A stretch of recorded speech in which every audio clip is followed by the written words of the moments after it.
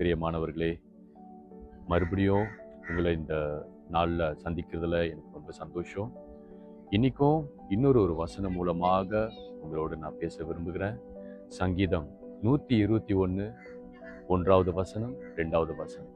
Sam's chapter 121 verse 1 and 2. எனக்கு ஒத்தாசை வரும் பர்வதங்களுக்கு நேராக என் கண்களை ஏறெடுக்கிறேன். வானமும் பூமியும் உண்டாக்கின என் கர்த்தரிடத்திலிருந்து எனக்கு ஒத்தாசை வரும். இந்த வசனத்தை நம்ம நல்லா கூர்ந்து பார்க்க போகிறோம் பிரியமானவர்களே. நிறைய நேரத்துல நம்மளுக்கு ஒத்தாசை எங்கிருந்து வருது?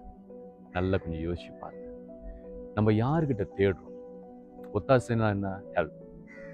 நம்ம பழகின நண்பர்கள், உற்றார் உறவினர்கள், பெற்றோர்கள், மனைவி, கணவன், இவங்க கிட்ட இருந்து நம்மளுக்கு உதவி வருமாங்கிற அந்த ஒரு ஏக்கத்தோடு தான் நம்ம ஒவ்வொரு நாளும் கடந்து போயிட்டு இருக்கோம்.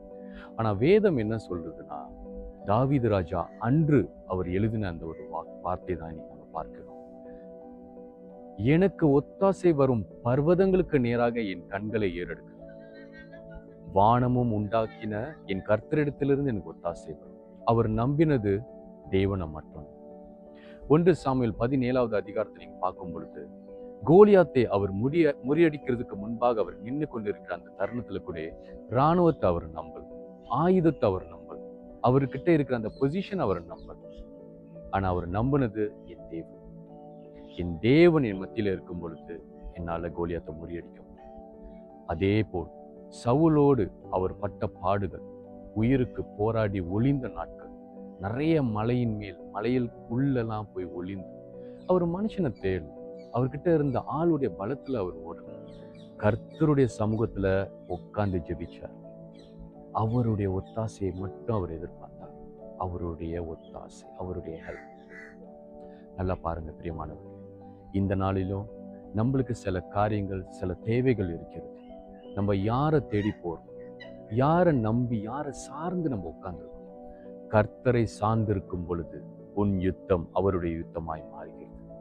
கர்த்தருடைய இடத்துல, அவருடைய கரத்துல, அவருடைய பாதத்துல உன்னுடைய பிரச்சனையை நீ வைக்கும் பொழுது அந்த பிரச்சனை அவருடைய பிரச்சனையாய் மாறுகிறது. உனக்கு அதுல இருந்து விடுதலை கிடைக்கிறது.